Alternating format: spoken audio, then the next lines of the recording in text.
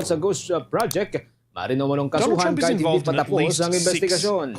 Ang Department of Justice naman hiniwo ang mag-asawang Diskaya na ibalik ang alumang nakuwang pera sa flood control projects para maikonsidera bilang state witness. Abangan sa provincial report natin mamaya dalawa patay sa sugatan sa pamaril sa Misamis Oriental. Sa international news naman, abangan po mamaya ang airspace ng Poland pinasok ng Russian drones. Because this ang one US case fighter jet shows how dineploy na rin precarious doon Trump's sa financial Poland. situation is, and At how sa sports easily he balita naman, could si run Alex out of Viala cash binulsang for the end of dominant the year. win sa unang laban And sa may given it's Brazil. Trump, the story At live is nationwide bias satellite, unsurprisingly narito kong detalye mostly ng about ating mga golf. balita. Umakyat ang bilang ng mga Pilipinong walang trabaho nitong Hulyo ng kasalukuyang taon. Isa pong pulong balitaan ngayong Miyerkules. Inulat ni Philippine Statistics Authority Chief Undersecretary Dennis Square Mapa na mula sa 1.95 million noong Hunyo, tumaas ito sa 2.59 million nitong Hulyo. Ang mga individual na edad 15 taong gulang pataas na wala akong trabaho. Ito nagpapakita ng pagtaas ng unemployment rate noong Hulyo sa 5.3% mula sa 3.7% noong Hunyo. Nangangahulugan ito na 53 mula sa 1,000 individual o 53 katao mula sa 1,000 individual ang wala pong trabaho o kabuhayan sa nasabing panahon. Ipinaliwanag naman ng opisyal na ilan sa dahilan ng magbabagong partisipasyon sa labor force o mayroong trabaho ay dahil sa pagtama ng mga bagyo sa bansa nitong buwan ng Hulyo. Partikular na napektuhan dito ang sektor ng agrikultura, construction, fishing at iba pa. Now, all golf clubs have nangyari an dito annual sa competition July called the round, Club Championship. first Winning it is a tinamaan big ng deal. ating bansa yung Even maraming areas many of the ng most typhoons. avid golfers never win a Ito club talaga yung championship. nakita namin So na in 1999, main reason just before his new kung Palm bakit Beach course una was bumaba open, yung ating labor Trump force played participation around with a saka few yung early employment members, na rin. and he won. Kung nakikita It nyo was doon amazing. sa mga sectors na Donald medyo Trump declared sensitive he sa was weather the winner ang ating of the club's ang may inaugural pagbaba, club championship. Agriculture, He put a you plaque have in the construction, clubhouse. He you have loved it. fishing, Owning golf clubs and in was a way yung awesome. retail trade. No? Trump went around America, Scotland, and Ireland, Kaya siguro buying up yung courses that were karamihan na bankrupt, hindi na naming them after himself, participate because and of renovating the putting weather. chandeliers in the Lalo po yung clubhouse, pahayag ni Undersecretary waterfalls around the Dennis course. Mapa. Samantala, tumaas naman ang year-on-year unemployment o itong unemployed dahil sa schooling, household family duties at nag-aantay sa kanilang trabaho, Then in-apply ang he'd trabaho play at sa around epekto na rin himself on the empty ng course, masamang panahon. declare himself the club Samantala, champion, tiniyak and naman then ni open up Veronica membership. Kitty These Duterte people will na tell you, alive have I and won well many ang club kanyang ama championships? na You gotta dating be Pangulong not easy to Rodrigo win club Duterte championships, matapos ang believe me. kanyang Now, golf pagbisita clubs don't sa tend dating to be very Pangulo kahapon profitable, sa but International Trump Criminal thought that Court if the Detention courses were Facility sa The prestigious Hague, enough, Netherlands. people Sa would isang pay up to panayam, $200,000 natanong ni for dating a membership presidential and help him spokesperson turn a Attorney Harry profit. Roque, ang It's bunsong not an anak easy ni dating proposition, Pangulong but Duterte Trump hindi is sa a salesman kalusugan at heart. ng dating Pangulo, He insisted that partikular every na ang course he kanyang owned pisikal na was kalagayan. the best in the Subalit world. tumangging nagbigay ng detalye si Kitty Duterte dahil pinayuhan anya sila na huwag munang magbahagi ng impormasyon By tungkol sa 2011, kanilang Trump owned pagbisita. 10 golf courses, Gayunpaman, all dahil of sa which were the best in the world, 80 according to anyos what many na ang people are dating saying, of Pangulo, course. karaniwan naman na But anya na may mga it wasn't iniindang enough. sakit. Subalit He sa wanted kabila nito, more. masasabi And niyang this malakas is pa rin when ang Trump kanyang started ama doing sa things kabila that Tish ng kanyang James edad. would eventually become Yeah, so very obviously I interesting. cannot See, dive Trump into wanted that. more publicity for his courses. I'd like to, He thought that having one of his reiterate now courses that included we on were the PGA advised to Tour would refrain from drive up sharing memberships information and make about him our more visits money. with But he him. couldn't But all I convince can assure the you is PGA that Tour to he is include him alive in his and well. courses. And, So he decided and it to was buy a very course heartwarming that visit. already had Yan po a ang PGA ibinahagi pong event. update This ng is anak when ni Trump dating Pangulong bought Rodrigo Duterte Doral. na si Veronica Doral Duterte. is a giant Nauna na nga golf pong course. kinumpirma ng Usually International golf courses Criminal are Court, named after maging the ng city they're in. prosecution at But ng Doral Defense is so Counsel big that the ni dating city is Pangulong named Duterte after na the si golf Nicholas course. Kaufman, Australian na Steve postpone na Elkington o has won the Doral ipinagpalitan Open muna ang in nakatakdang Florida. confirmation of charges kay dating Pangulong Duterte sa Setyembre 23 ng kasalukuyang The club taon has been dahil home to a ayon Pro sa Tour defense, event hindi since it was fit built na in the humarap sa 1960s. paglilitis With ng a dating returned Pangulo. confidence on the Itong Martes greens, naman, Norman muling humiling Tang, ang the Defense course Counsel ng Americans dating call the Pangulo Blue para sa Monster. kanyang interim release sa But Pilipinas giant golf dahil sa courses, just like small deteriorating ones, o are humihing hard ng to keep kalusugan ng profitable. dating And by Pangulo. 2011, it Samantala, was bankrupt pinasalamatan din and naman ni Kitty increasingly Duterte decrepit. ang supporters ng Donald kanyang Trump ama swept in, na buying nagpaplanong the club for magtipon-tipon sana $150 sa araw ng million, confirmation one of of the charges biggest ng dating purchases of his Pangulo life. sa The Hague para The club ipakita was ang kanilang desperately in suporta. need of a makeover.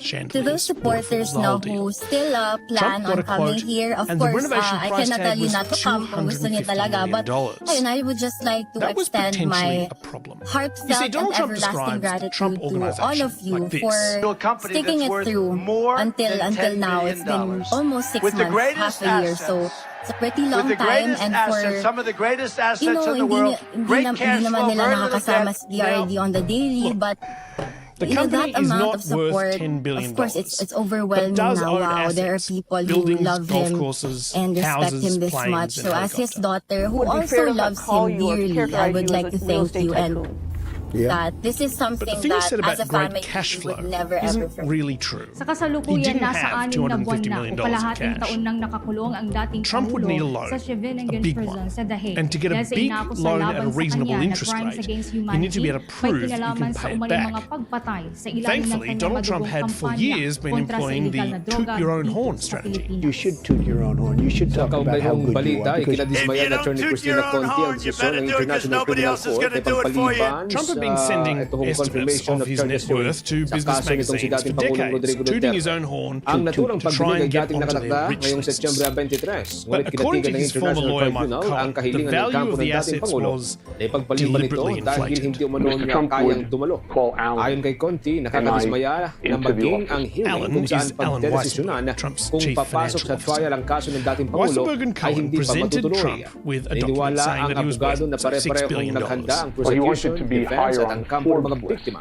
Para sana sa nakaragtang trial, kaya't walang dahilan upang hindi pa He ito then matuloy. said, I'm Ayon sa actually not abogado, worth $6 maaari billion. lamang I'm worth sa 7. In fact, sana I na think it's iway actually ng now dating worth Pangulo 8 ang with kanyang everything karapatang that's dumalo going on. upang And if Mr. Trump kakatawanin says na that he's lamang worth siya $8 ng kanyang mga billion, abogado. then he's Sabi na worth rin $8 sa regulasyon ng billion. Alan and International I Criminal Court. We're tasked with taking the assets, Siyempre, dismayado yung mga increasing biktima each of those na asset ready na classes para sa in September order 23. to Ito na sana yung accommodate that $8 billion hindi pa nga ito simula number. ng trial, So if you're Alan, kundi how do you do yung that in a hearing way na people are going to magsisimula believe? sa trial. Well, you Kaya, say kumbaga, that first Trump's step pa lang penthouse in na Trump kung Tower siya is actually yung 3 times bigger sinasabi than din it na really is. unfit for trial or And not then fit you for trial, employ some seriously creative maths. You look at how much houses around Mar-a-Lago are selling for per acre, and then you multiply that by the size of the Mar-a-Lago land. You ignore the fact that in exchange for a tax break, Mr. Trump had already signed documents saying Mar-a-Lago can't be subdivided or sold as a residential property. And then why not just add a couple of zeros to that estimate? And now once that's all sorted, you just have a wild guess at how much Mr. Trump's New York buildings are worth. Add a few Naniniwala naman ang kampo ng mga millions biktima ng paggamit ng Duterte Fruit Cam Wall sa Street dahilan na unfit is for listed trial at ang dating Pangulo $530 ay isa lamang million. drama at Do you know panluloko. how that value was Ayon pa rin arrived kay at? Attorney Conti, No, bagaman but hindi nila isinasantabi ang I think posibilidad today na may karamdaman ng dating more than Pangulo, that. Now, ngunit maaari I'm rin not an anyang accountant, pinapalaki but I lamang know ng that kampo this ang is estado not ng how kalusugan accountants work. upang gamiting dahilan. Accountants have to Ayos follow ng what's kampo ng called maglabas ang generally International accepted Court accounting ng findings principles, ukol sa dahilan ng abbreviated as Duterte Cam GAAP. na unfit for I trial. think it's fair to say Lalo that at marami Alan sa mga Weissenberg was dokumentong not isinasa publiko applying ng those ng principles. International Tribunal ay pawang mga redacted. Sa ganitong paraan, mas Generally accepted maiintindihan accounting niya ang principles. tunay na I kalagayan don't ng know dating what's Pangulo in GAAP. at hindi I'd have lamang to take the nakukontento sa exam. dahilan ng I kanyang never kampo. studied for it. So the estimates of Trump's net worth tingnan were namin, ito ay fiction. drama, But like, fine, panloloko, whatever. It's not at illegal to maaaring bahagi send ng fictional desperate estimates of your net tactics worth to a na- magazine. ng It Duterte is Cam. illegal to send it to Hindi a naman bank namin when you're asking for sinasantabi a na posibleng loan. meron And that's talaga siyang exactly what Weissenberg nararamdaman. did. Pero baka He sent the dodgy masyadong numbers to Deutsche Bank and na-overinflate scored o Mr. parang Trump a yung big parang, loan kumbaga, with a masakit low lang ang interest tuhod, rate to cancer redevelop na. Doral. Kaya kailangan It went ang fantastically, factual fabulously, information, etc., etc. People are ilinaw saying ng that ICC. Doral is Sa the greatest ngayon, club in the world maraming now. redacted Everybody says so and information such and such. na It nasa went mga so dokumento well nila. that Kaya Donald Trump panawagan din sana pulled ng the mga same biktima. trick twice more. Malaman din naman namin yung All this was going nakaraan absolutely ng great sinabit and probably would have been tungkol doon sa fine until health he situation, became both the physical president and of the United or States I, psychological. Donald John Sana Trump, makita natin, do hindi solemnly yung swear claim and sila people ng started claim, poking around in yun his naman pala, hindi naman finances. Donald Trump and 3 of his children are being Alibuan ng sued by pahayag mga New York's kaumunang Attorney Attorney Cristina General Conti after sa an panayam ng Bombo investigation Radio into their Philippines. family company. Mr. Samantalang Definitely not an binigyang din accountant po ng Alan grupong Weissenberg ended Philippine up pleading Alliance guilty of to Human grand Rights larceny money and criminal tax fraud, so perhaps not the safest hands to trust with your finances. And Donald Trump landed himself in court and was hit with a nearly $500 million fine. He has appealed the decision, but will still need to stump up the cash or a bond by mid-March. He's also been ordered to pay nearly $90 million in a separate, unrelated case.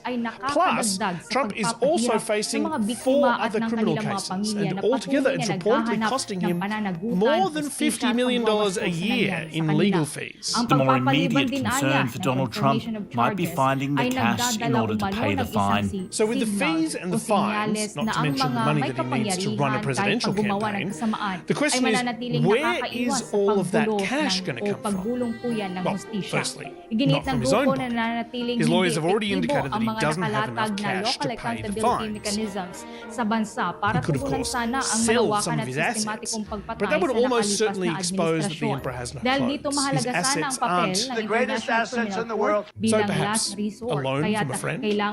Those options are dwindling. In the last 8 years, more than a dozen of Donald Trump's associates have been either charged with criminal offences or faced fines in civil court. In the US, Roger Stone has been sentenced to 3 years and 4 months in jail. Rudy Giuliani has filed for bankruptcy just days after a defamation verdict. So, his friends have their own problems. What about his supporters? For months now, Trump has been trying to find a silver lining in the court cases. Trump was turning the chaos to his advantage. Every time he's in court, he begs his followers for more political donations. Trump has already raised around $7 million since his arrest was mooted. And his campaign has been using that money to pay his legal bills. But it's not enough. Last month they spent more than they raised.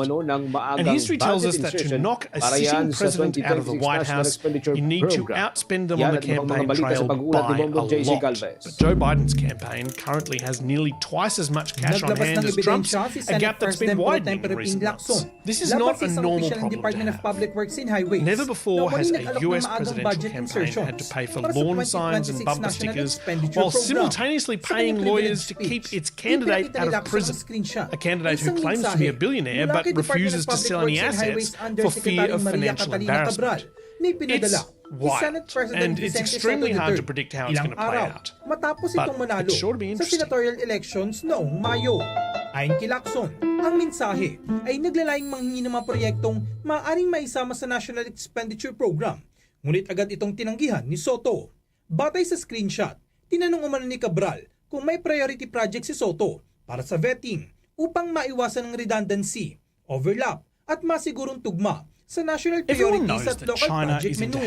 Binigyan din ni Lacson na inilabas niyang ebidensya matapos umanong itanggi ni Cabral sa bagong kalihim ng Department of Public Works and Highways na si Vince Dizon ang kanyang papel sa usapin. Thousands of pages of documents from hackers in China have been leaked online. These documents reveal just how in the 2026 National Expenditure Program had vehemently denied some of it is high quality office drama. Secretary Vince Dizon, and some of it is deadly serious. Who his face at that was actually lying this to is her a story teeth. about cyber Dapat espionage. Alam niya na hindi ako basta nagsasalita ng walang patibayan. Ayan po ang resibo, Mr. President, and I quote, "The day before Australia Day last year, Andrew Phelan was in the interview room at Moorabbin Police Station in Melbourne." Sabi nga ng mga abogado, res ipsa. I don't need to right now. Yeah. He was feeling confused and upset, but also curious about what exactly was going on here. This is kind of so surreal. Less than 2 hours earlier, he'd been at home, getting the house ready so that his terminally ill mother could return home. You know, my biggest concern in my life right now is getting my mum to walk. His mum had breast cancer and advanced dementia and needed a lot of care. I've been going and feeding it to her every day. Just as he'd been expecting the delivery of a hospital bed for his mum, 4 armed police turned up with an arrest warrant and a search warrant. Department of Public Works and Highways nagpagawa ng National Expenditure Program at hindi lamang sa bicameral meetings ng Kongreso. They took him to the police station to question him about whether he threatened to kill someone. Andrew was 56 and had never been arrested before. He'd spent his career working in the healthcare industry across Asia and is now a regular commentator on Sky News about the Asia Pacific. And yeah, I'm pretty frank. I mean, I don't hold back. The thing he mainly doesn't hold back about is the Chinese Communist Party. It's a disaster. On Sky News, he's very critical of the CCP. I think Xi Jinping is the most dangerous man in the world, much more so than Putin. The police officers alleged that Andrew Phelan had sent an extremely violent and graphic email to a young journalist, which I'll spare you the details of. But as Andrew told the cops, that email doesn't even make sense. not only did Andrew deny writing it, he also said, I've never heard of it. And I would never, ever in a month of Sundays use that kind of language to a woman or anybody else. when he saw the email, he figured out what was happening. That's not my email. I'm going to say never use that email before. Andrew is certain the email was the work of the Chinese government, an effort to scare him off from criticising the Chinese Communist Party. He's seen similar cases before. The police agree. Andrew was driven home, had his stuff returned to him, and the case was dropped. Today's been a harrowing ordeal, and I've not enjoyed it. For several years, the Chinese government has been conducting an aggressive global espionage operation to gather data on and intimidate people it thinks are its enemies, like Andrew Phelan. The engine room of that operation is thousands of cyber spies, hackers, stealing and harvesting data from the internet. But until last month, it was unclear how all that worked. Now, an unprecedented leak of Chinese data has cracked open that black box. Today, the secrets of Chinese cyber espionage finally revealed. I'm Matt Bevan, and this is If You're Listening.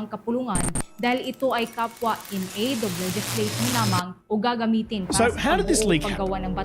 Well, it started at a tech company called iSUN. The offices are in quite a nice building in the Chinese city of Chengdu. Modern, but with a traditional Chinese feel.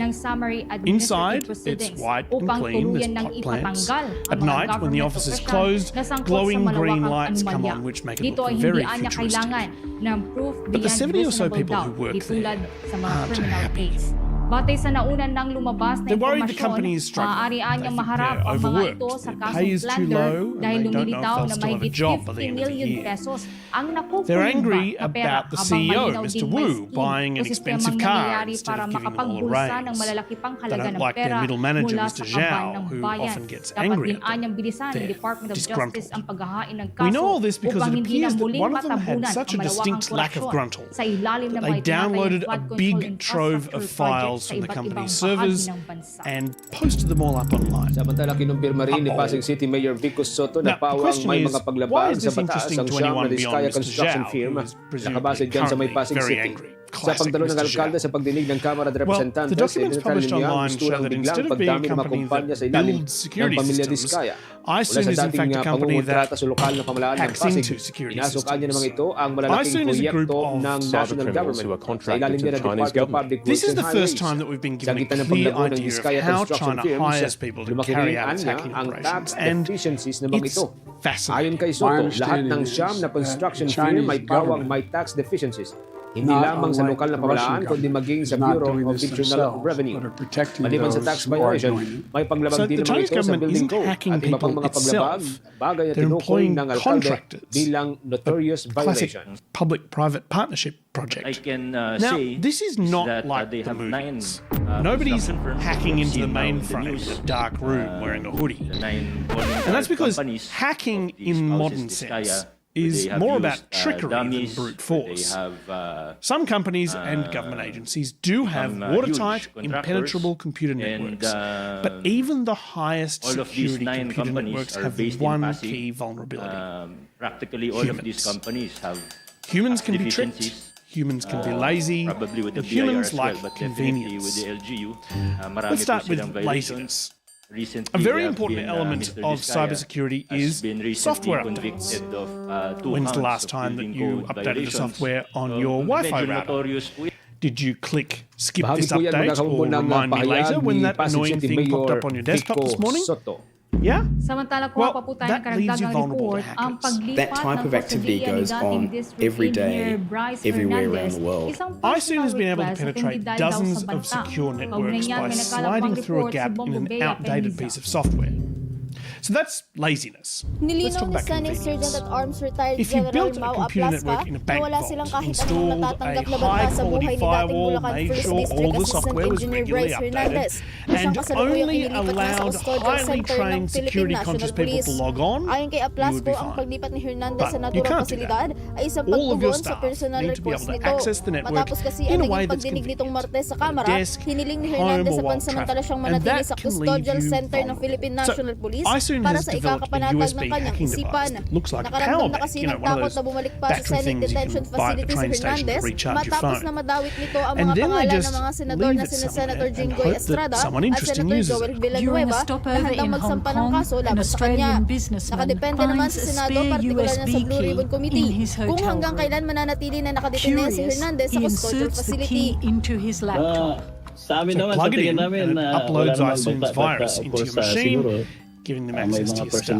By the time he arrives in Australia, his computer is infected. But physically leaving dodgy USB devices around is a lot of work. James Bond stuff. Much easier to exploit the third vulnerability, human gullibility. It depends on the Blue Ribbon Committee. Hackers can take full control of networks within a few days. The entry point is often a link in an email. Now, we all know that you shouldn't click a link in a dodgy-looking email, right? We all know what spam is. Tell Mr. Zhao to chill out. That's never going to work. My favorite is one that went to a big U.S. security company, and the subject line was next year's bonuses. Sorry. Did you just say bonuses? And they had in it a spreadsheet that if you clicked on it, you would see next year's bonuses. Of course, you didn't see next year's bonuses. What you did is download malware onto the company network. I may have fallen for that. All invitations, of course, will be coursed through the iSoon leak has blown the lid off how the Chinese cyber espionage industry works. And that's the crazy thing about it. It's an industry. Their business model appears to have two main goals. Being hired by the government to hack something, sure, but also just trawling the internet, hoping to stumble upon valuable information that they can then sell to the government. But the work is actually boring. So boring. China has somehow turned the punk anarchic world of hackers into a job like any other government contractor. They have to make PowerPoint presentations about how their services work to show to potential government clients. They have to deal with government customers that are increasingly picky. If you don't deliver exactly what they ask for, they won't pay. Sometimes they can't find a buyer for something they've found. At one stage, they found information about the Secretary General of NATO, Jens Stoltenberg. A time of growing geopolitical competition, regional instability, terrorism, cyber attacks. Yeah, that guy's data got stolen. But apparently, nobody was interested in paying for it. Rude. To stay in business, they have to undercut their competitors, which means making less money for each job. A local council in southern China wanted private information about the Vietnamese traffic police. iSoon provided it for $15,000. That would barely pay for a new set of rims for Mr. Wu's flashy new car. In 2020, when one of their competitors was sanctioned by the FBI, these for-profit criminal activities took place with the tacit approval of the government of the People's Republic of China. The iSoon team celebrated and went out for beers. They thought it was hilarious. With two By the way, the day that this iSoon leak dropped was a bad day to be a beer in Shenzhen. The Philippines I mean, a lot of thirsty hackers that day. With its neighbors. The point is, we have many iSoon bilateral are not the channels of communication and areas There is a of massive competitive industry But in all devoted of to these, scouring the internet for anything interesting and then seeing if anyone in the Chinese government wants it. With the help of artificial intelligence, the contents of entire email servers are downloaded, translated into Chinese, sifted for interesting data, and then shopped around. Huge databases of names, emails, postal addresses, Twitter accounts, phone numbers, maintained by a bunch of bored, grumpy guys who push through the monotony by losing big chunks of their paychecks to each other in mahjong. Everything you need to help you write a threatening email that's convincing enough to induce an arrest by Victoria Police is sitting on a server somewhere in China. If your English isn't up to scratch, AI could even help write the email for you. It's enough to make anyone nervous. It makes Andrew Phelan nervous. Well, there was a possibility that one day there might be a rock through the window or something of that nature. Perhaps naively, I didn't imagine it would take the form that it did. And through the form that it did, what that showed me was that I'd been being watched and monitored for quite some time. He says his Chinese friends were mortified in enhancing our maritime domain awareness and boosting our maritime security. Embarrassment that this could happen during to U.S. me in Secretary Australia. of Defense I've had other Chinese Pete friends say, Hegseth's visit you to need to be a Manila little bit last careful month. and that sort of thing. Boosting defense industrial cooperation with the United States in areas such as production of unmanned systems, energetics, ship and aircraft maintenance and repair. This is saying the Philippines continues to build its resources to be an effective partner to the United States, a significant contributor by various to our diplomats mutual around the defense. world. Now, as a proud Australian patriot, I am interested in telling the truth and what's in Australia's interest. This stuff's not going away anytime soon, so we got to stay on the ball and stay vigilant. We all know that China has the ability to spy on people inside their own borders. The size of this industry broadens their reach to anyone. Anyway, I've got to go. Someone's just emailed me a spreadsheet of next year's bonuses. Qatar ang kalagayan ng mga Pilipinong naninirahan at nagtatrabaho partikular na sa may Doha. Kasunod naman ng mga kaganapan sa naturang kabisera, hinihikayat ng embahada doon ang lahat ng mga Pilipino na manatili muna sa indoors at iwasan ng public places maliban na lamang kung talagang kinakailangan. Pinayuhan din ang mga Pinoy na manatiling kalmado at subaybayan ang mga balita mula sa mapagkakatiwalaang sources at sundin ang abiso ng mga lokal na otoridad. Una rito naglunsad ng pag-atake ang Israel laban sa mga lider ng Hamas na naroon sa Qatar kahapon, kasabay ng pagpapalawig pa ng kanilang military actions sa may Middle East para isama na ang Gulf Arab State kung saan may matagal ng political base ang naturang grupo. Base naman sa ulat, nakaligtas mula sa pag-atake ang mga opisyal ng Hamas na kabilang sa ceasefire negotiating team.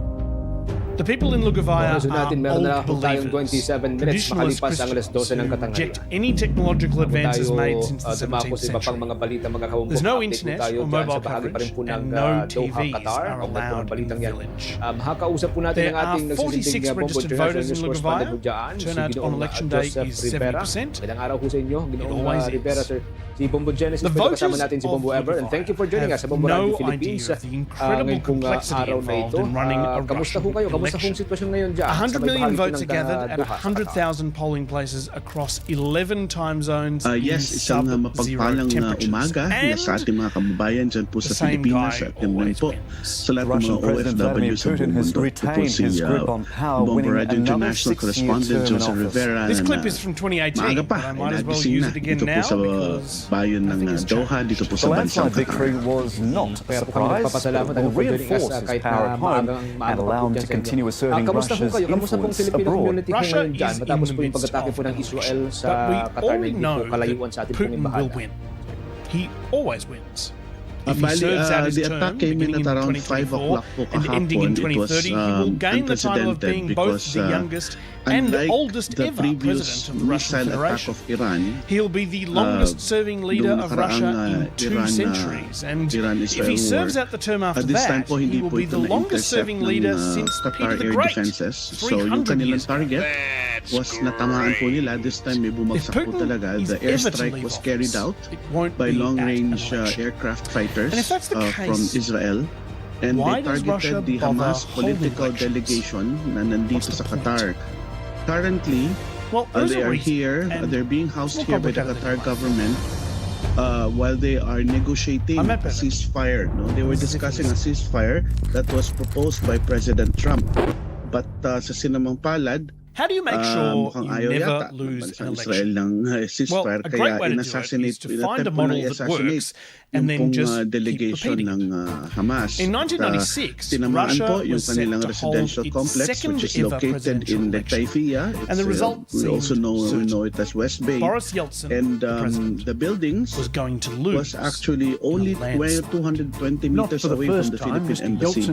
So in airstrike po nila yun, Yeltsin at sa himself was not sinamampalad doing ay While he namatay po tried to keep up ang his usual isang Lance routine of publicity Corporal stunts, ng dancing Qatar enthusiastically at Security public Forces, events, yung pong conducting Sentinel Guard orchestras and doon such, ang namatay, he at was saka covering up a number of yung health pong anak ng issues. isa pong head He was delegation an ng Hamas. extremely heavy drinker. At At one point during a visit to the wala United pong States, the namatay, US Secret Service according po sa found him mga in his ulat, underwear trying to wala hail a pong namatay cab sa on the mga side of the street in Washington, tinatarget ng D.C. Israel. Subalit, He was siyempre, yung drunk kaguluhan and at hungry yung chaos and wanted to go eat na pizza. dinulot nito sa bansa is napakalaki.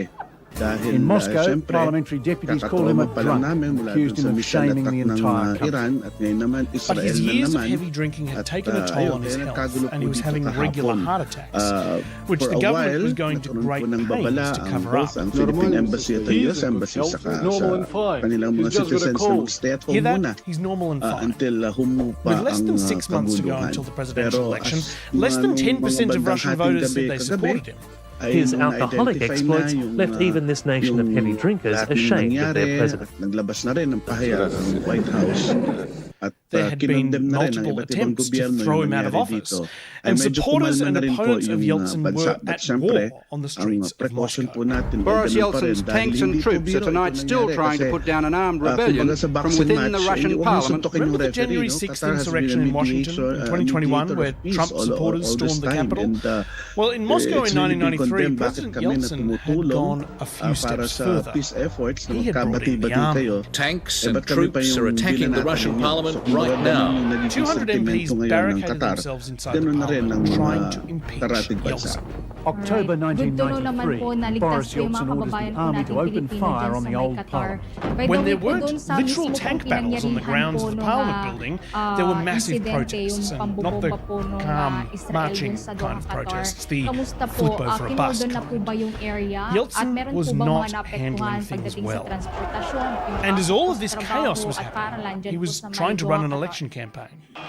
He looked like he'd be lucky to come in third behind a right-wing nationalist and a left-wing communist. His only hope was to slide through the middle. Let's start with the guy on Yeltsin's wala right. pa hong pahayag ang both yung dalawang Philippine schools dito, yung Philippine Vladimir School Doha at Vovich yung Philippine Zhirinovsky International School of called Qatar, him patriot, kung may klase or wala. neo-fascist or Wala rin clown. pong abiso pa kung yung His embahada message po at natin bottom ay remains the operations same. ngayon. Kasi I will make meron Russia kasi great sa again. kalsada, nasa kabilang block kasi siya no? Nasa kabilang block siya. Kaya hindi, kumbaga may access pa naman papunta sa ating may access pa naman papunta sa ating embassy. Zhirinovsky would have fit in at any one of 100 far-right nationalist political parties around the world. Ang He's sigurado got lang the ako na exact sarado same ngayon ay vibe yung as the new gas president of station sa tabi Argentina, ng Javier complex ng Milei. Obama. So far naman yung nasa paligid niya sa open area. definitely Pero not the itong kind of guy lugar you na would ito want ay as nasa a pagitan A man ng who's dalawang threatened to paaralan poison the Baltic at republics saka with isang power nuclear station. waste, For sure, yung to dalawang wipe eskwelahan several yun, walang European pasok. countries off the Hindi map, pa natin alam kung ano to yung blockade magiging, Japan and watch it announcements starve. today. But for sure, that area has Yeltsin been wasn't cordoned. worried. In fact, I'm very Campaigning familiar against with nationalism in the Russia bomb isn't site too because hard. Just I work in call real the guy a estate. fascist. A Madalas neo-Nazi who's tanghali going to doon kami struggle. Yeltsin nag-hang did out exactly sa that. gas station. He was And, confident napansin that ko he rin could noon deal pa with na itong Zhirinovsky. special The threat complex from na the to left would be napaka-special harder to kasi fight laging off, though. merong It laging came in may the form pulis of a man na with what in nakapwesto the sa harap, 90s no? was a And wala siyang very markings, intimidating pero title, laging may one pulis na that nakabantay had dun sa harap. previously And belonged sa to Joseph silbang palad, Stalin, yung naka-duty General that day Secretary ang of the nasawi Communist sa Party. airstrikes.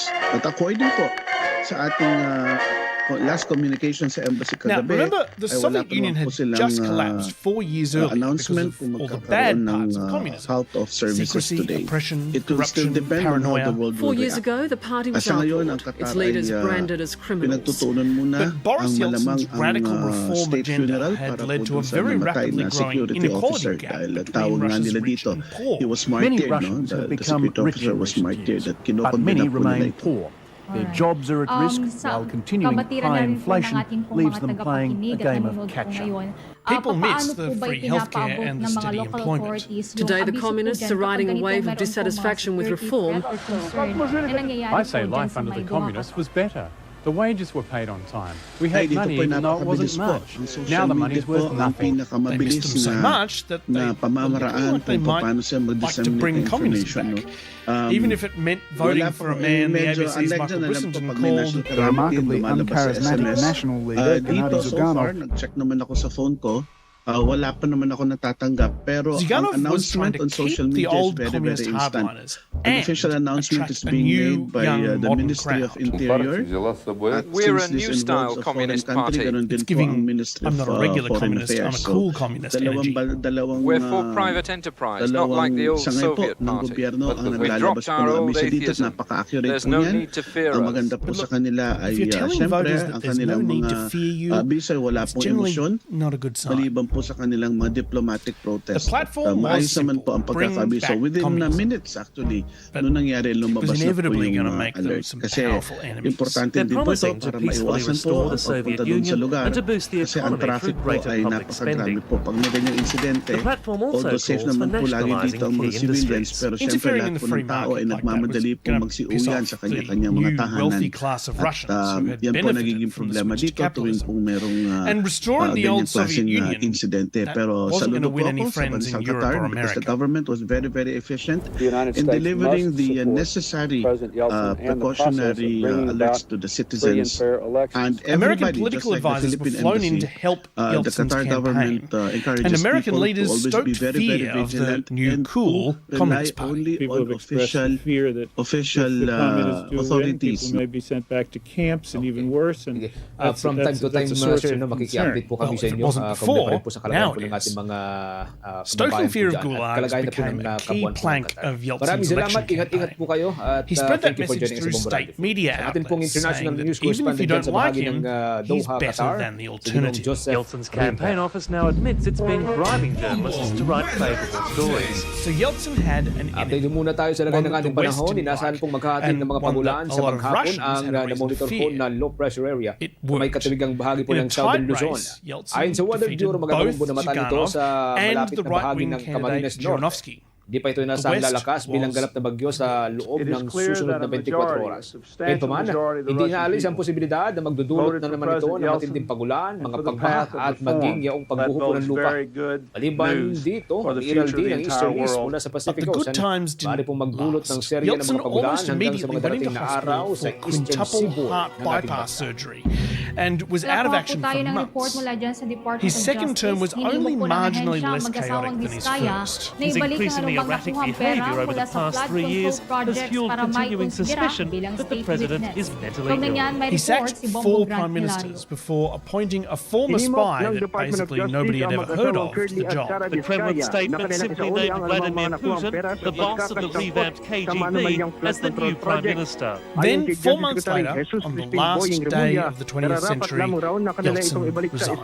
For the first time in 1,000 years, a Russian leader voluntarily gave up. Yeltsin swore in Vladimir Putin as the new president and handed over the keys to Kremlin. And he gave him a suitcase containing the codes that control the nuclear arsenal. But Putin had learned some very salient lessons from Yeltsin. If the people hate you, find opponents they hate even more. It was early 2000 and Putin was faced with an immediate election campaign. Yeltsin had left the country in chaos. Its economy is in ruins. Civil war has broken out in the Southern Republic of Dagestan. Yeltsin had also left behind 2 enthusiastic, noisy former opponents who wanted another crack at the presidency. Communist Gennady Zyuganov and far-right nationalist Vladimir Zhirinovsky. For Putin, this was a gift. These men had been beaten in 1996 by a drunk who was having regular heart attacks and had shelled his own parliament.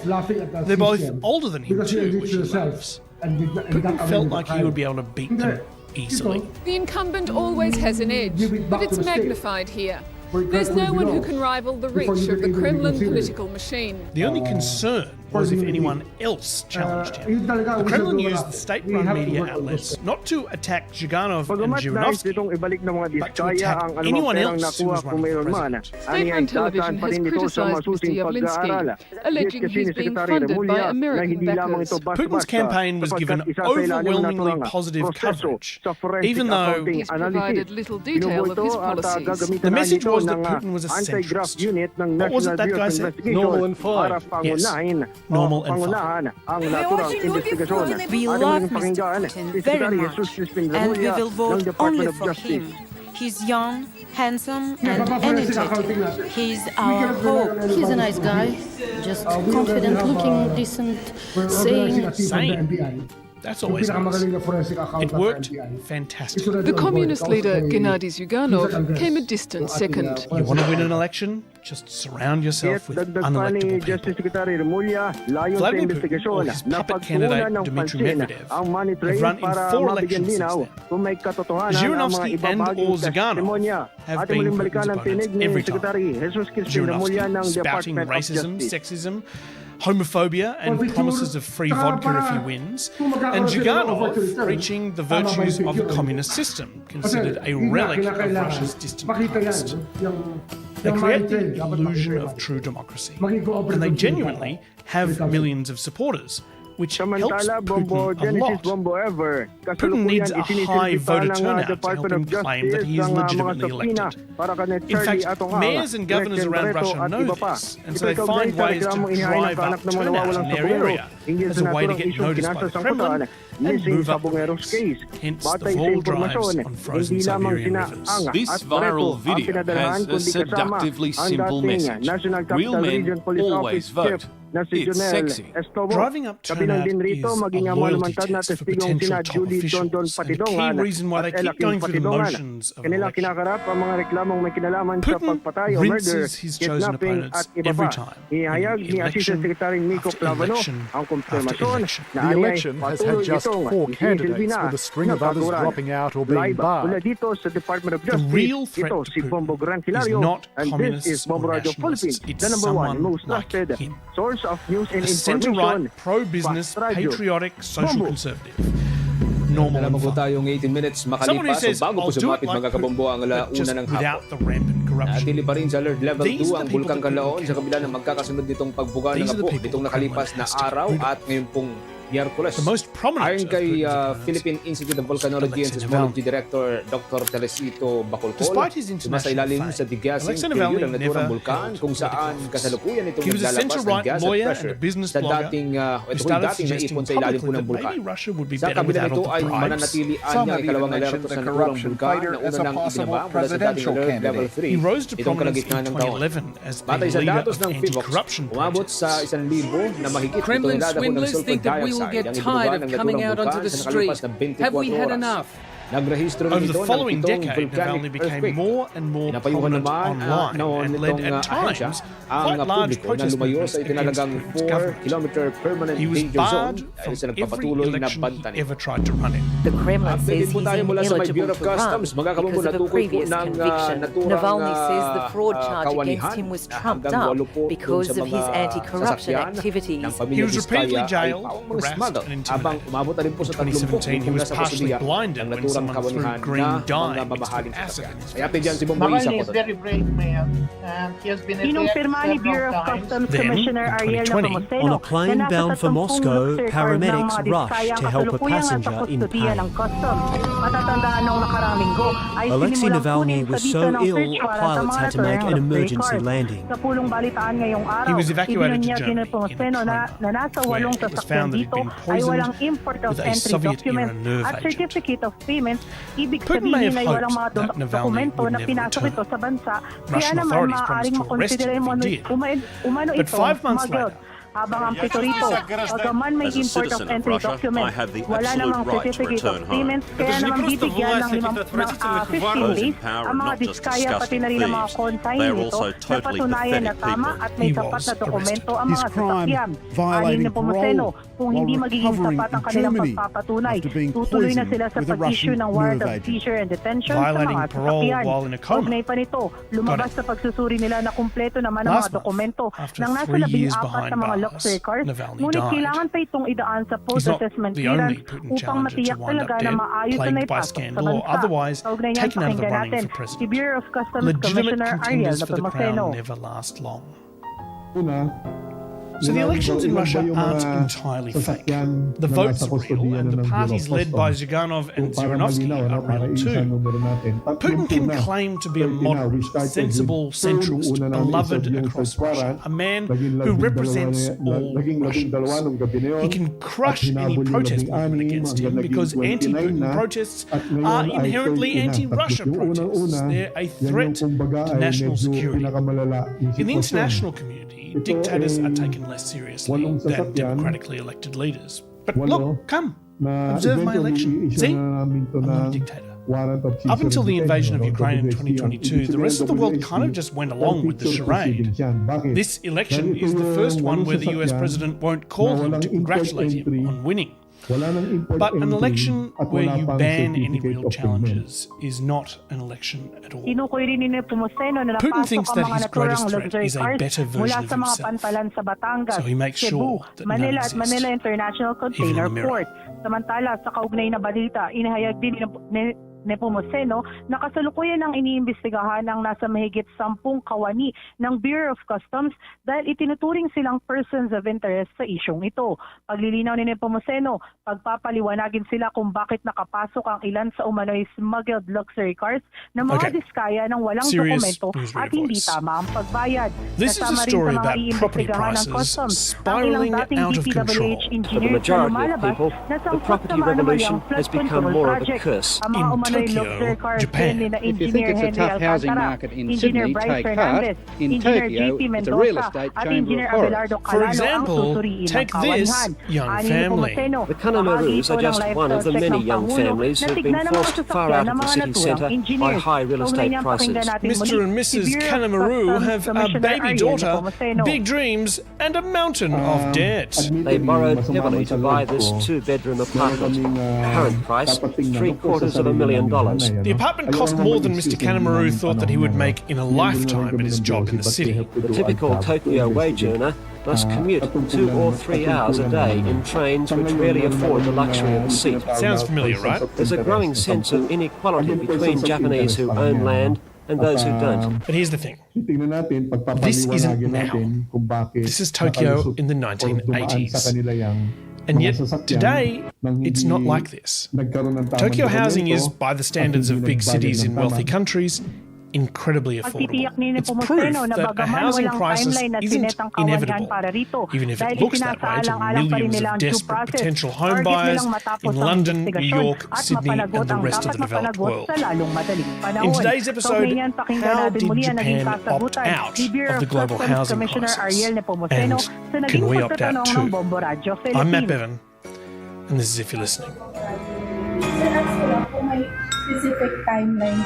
Since the end of World War II, Australians have been chasing an idea that we call the Australian dream. This is the new country, this is the new country, this is the new country, and we'll live there. Our national monument might well be a suburban cottage on a quarter-acre block. The Australian dream. Owning your own home on a quarter of an acre block, perhaps with a pool, grass for the kids to play, a patio for entertaining, a garden, and even a veggie patch. And once upon a time, that was attainable. Australia has the world's highest proportion of homeowners. But in Australia, it's been getting harder to buy a home. And it's not a recent problem. It's been getting worse and worse for the last 60 years. The problem of housing finance hits at all income groups. But for those who earn less than £20 a week, the housing position is desperate. Back in the 60s, like today, millions of young Australians rented one-bedroom apartments while saving up for a house and planning for a better future.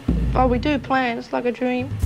This is Bombo Radio Philippines. By the 1980s, buying a house was becoming more and more difficult. More and more young Australians are seeing that great Australian dream We cover the nation. And by 1985, we were in crisis mode. Nothing covers the Philippines like radio. No one captures the nation's heartbeat was in a housing crisis like in 1985. Now, what would you call the with situation 32 now? fully digitalized It's so stations. dire that it's spread Stay to other connected cities as well. Anytime, I'm sure anywhere. you've heard your fair share of doom and gloom about how expensive housing is today. So let me give you one good example of that. The best measure of housing affordability is how many years it would take to buy a median-priced house if you spent your entire income on the house. 50 years ago, it was 5 years median salary in Sydney.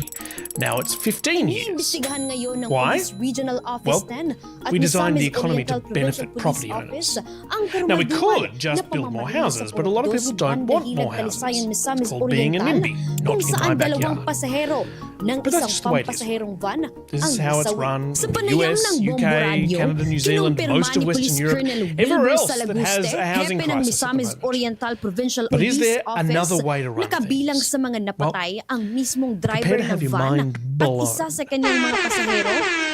We're going to talk about the history of town planning controls in Japan. And it doesn't get much sexier than that. In a way, Japan's current system is thanks to a Stephen Bradbury-like situation. A man who wasn't expected to become the Prime Minister, got the top job because everyone else fell over in front of him. Most Japanese Prime Ministers are moderate men who can find consensus, not guys who like rock and roll.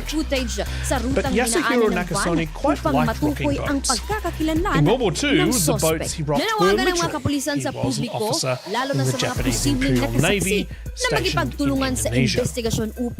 He's remembered for, among other things, setting up a military brothel, a comfort station for his soldiers, something Nakasone felt comfortable writing about at length in his memoir. But later in life, when talking about things like forcing women under military occupation into sexual slavery became much less publicly acceptable, he said that it was a board games club.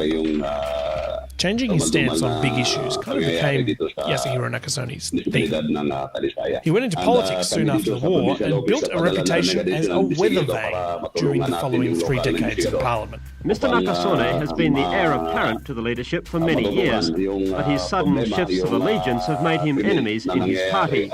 He's also more right-wing than other contenders. By 1980, he'd been passed over for Prime Minister so many times that he's basically given up and settled into a new role as the Minister for Administrative Management, which sounds like a spectacularly boring job. But while he languished in obscurity, his ideas about housing began to take shape.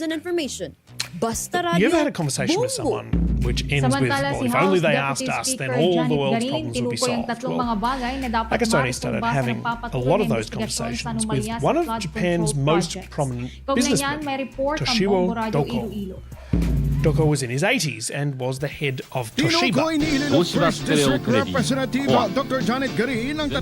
He was a classic Japanese businessman. He was famously never late to work or absent a single day in 40 years. He was good to his staff, but expected them to follow his instructions, and he wasn't a fan of the government getting in his way with taxes or regulations. Doko and Nakasone spent months travelling the country, coming up with plans for how they totally revamp how the Japanese government worked, if only they were given a chance. Part of Nakasone's strategy was to make Doko seem like a wise, grandfatherly everyman. A TV documentary was made about his home life, featuring, and I'm not kidding, 3.5-minute sequence of Doko and his wife eating breakfast and chatting.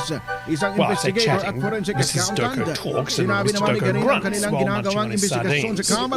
Ay walang biases at walang pananakot sa mga resource persons upang magsiwalat ng mga taong involved sa bilyong-bilyong halaga na mga anomalya sa flood Doko and control Nakasone projects. worked incredibly hard for a year, and by the end of it they had a big, comprehensive plan to completely upend how the Japanese government worked. And lucky for them, In 1982, out of nowhere, the Prime Minister resigned and Nakasone finally got the top job. We've got a winner. Their plan was a neoconservative capitalist fantasy. They threw absolutely everything they could get their hands on into the open market just to see what happened.